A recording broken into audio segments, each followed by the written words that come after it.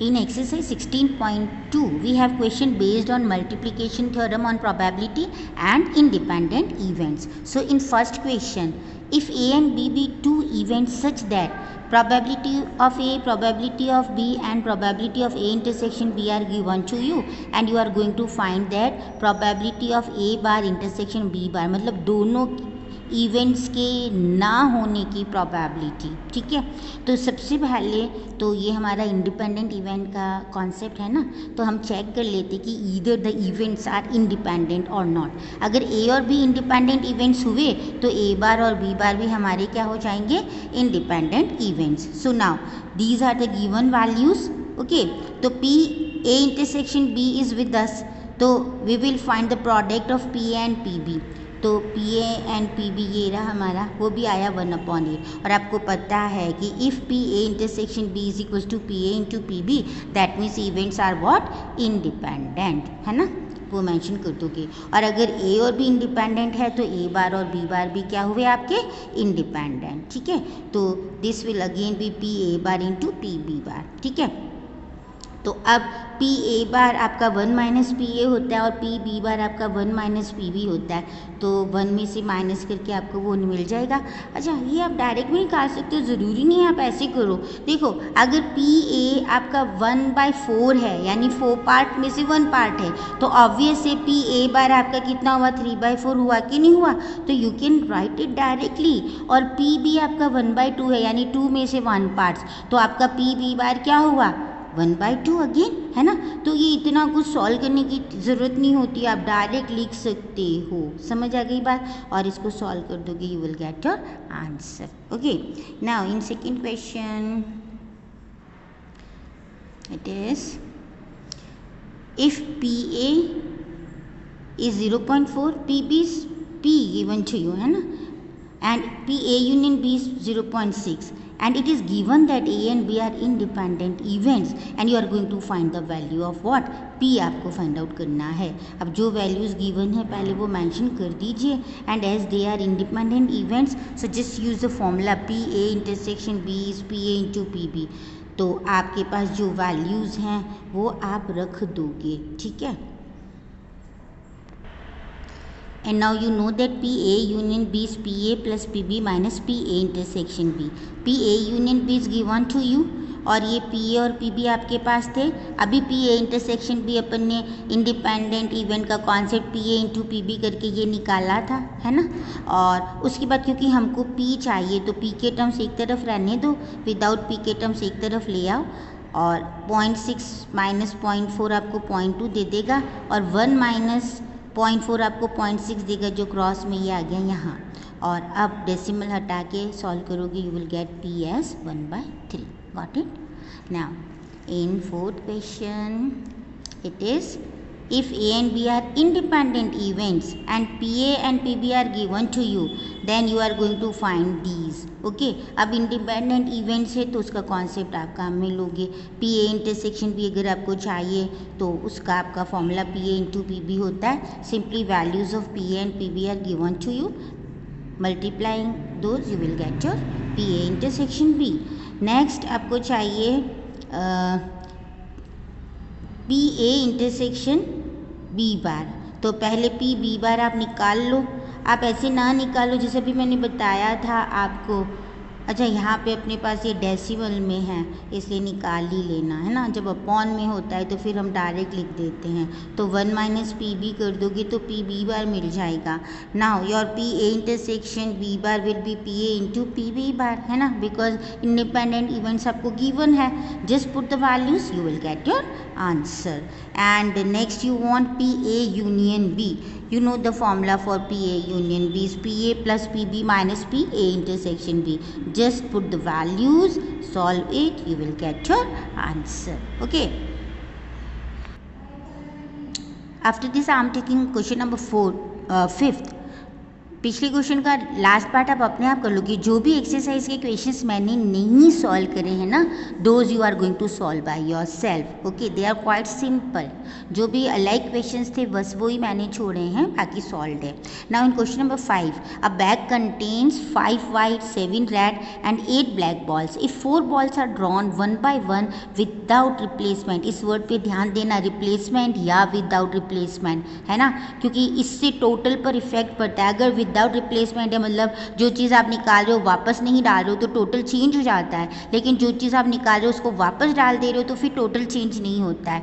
सो इस वर्ड पे ध्यान दीजिएगा। Find the probability of getting all white balls. तो जितनी जितनी अपने पास बॉल्स है वो आप मेंशन कर दोगे, white balls, red ball, black balls, उसका टोटल ले लोगे। अब आपको क्या करना है, 4 बॉल्स आपको निकालनी थी ना 1 by 1 विदाउट रिप्लेसमेंट, और चारों के वाइट आने की प्रोबेबिलिटी चाहिए। तो अपन को चाहिए PWWWW। वाइट को हमने W से रिप्रेजेंट कर दिया, ठीक है।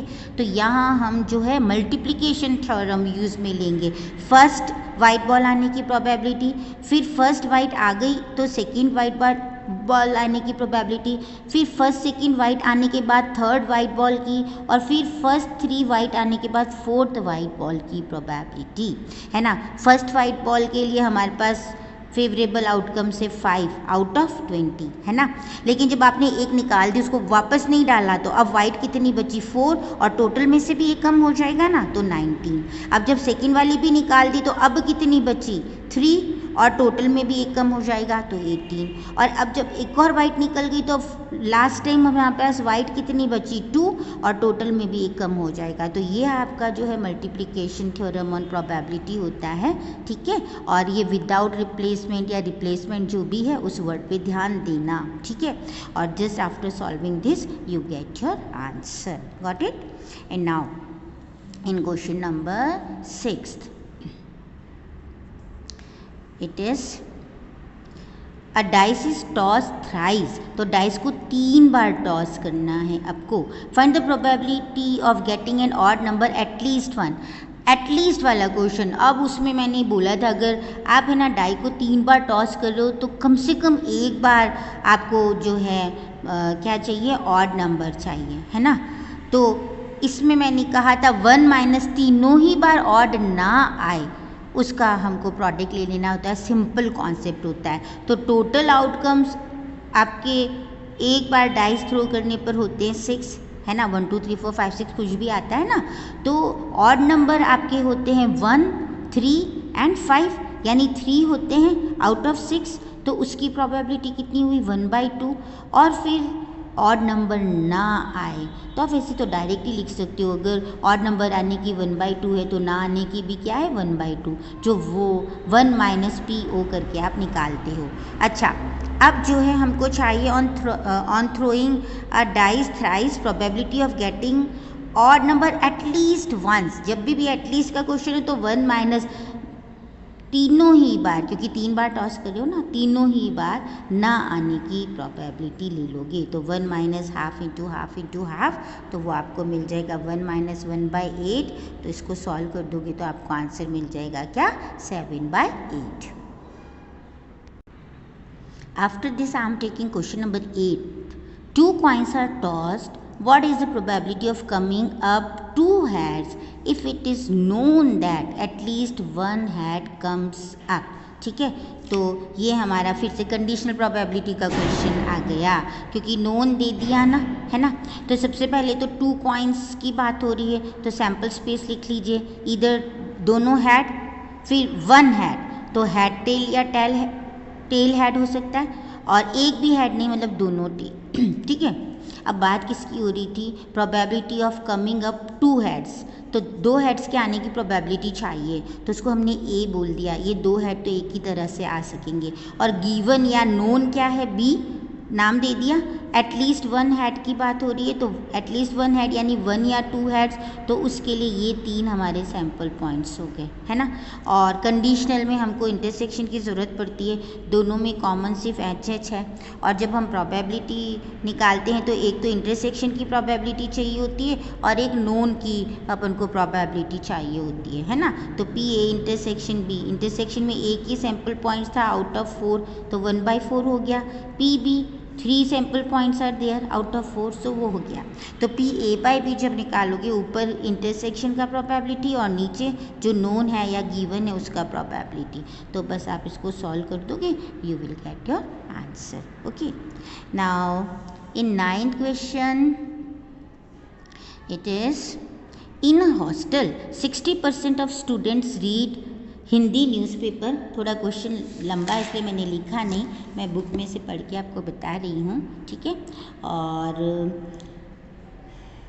40% read English newspaper and 20 read both Hindi and English newspaper.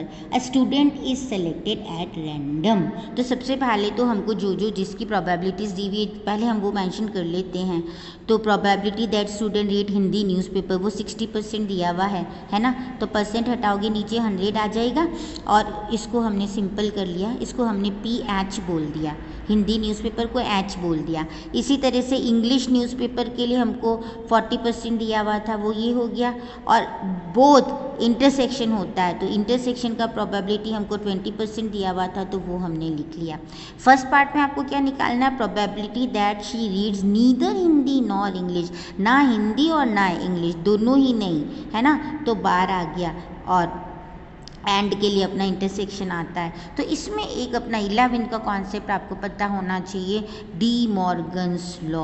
वो हुआ करता था अगर ए बार इंटरसेक्शन बी बार, या डैश भी लगाते हैं ना कॉम्प्लीमेंट्री सेट्स के लिए, तो बार या डैश दोनों चलता है। ए बार इंटरसेक्शन बी बार जो है ए यूनियन बी का होल बार हो जाता था। तो अगर यहाँ यूनियन होता था तो यहाँ इंटरसेक्शन हो जाता था। ये डी मॉर्गन्स लॉ हमने करा है, तो ये प्रोबेबिलिटी में भी एप्लीकेबल है।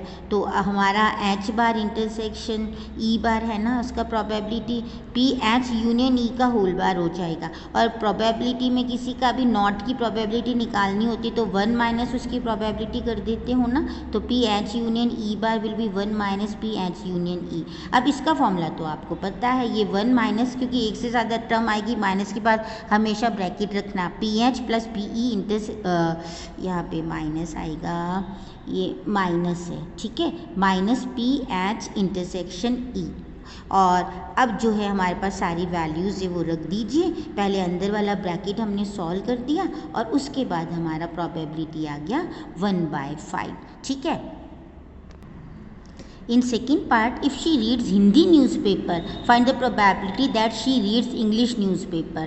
तो ये कंडीशनल प्रोबेबिलिटी हमारा आ गया। अगर वो हिंदी न्यूज़पेपर पढ़ती है तो इंग्लिश पढ़ेगी, तो ये कंडीशन अपन को गिवन है। इंग्लिश पढ़ने की प्रोबेबिलिटी चाहिए जब वो हिंदी पढ़ती है, तो PE/H, ऊपर इंटरसेक्शन का प्रोबेबिलिटी आ जाएगा और नीचे H का, जो हमको दोनों वैल्यूज़ दे रखी है, रखकर सॉल्व हो जाएगा, है ना।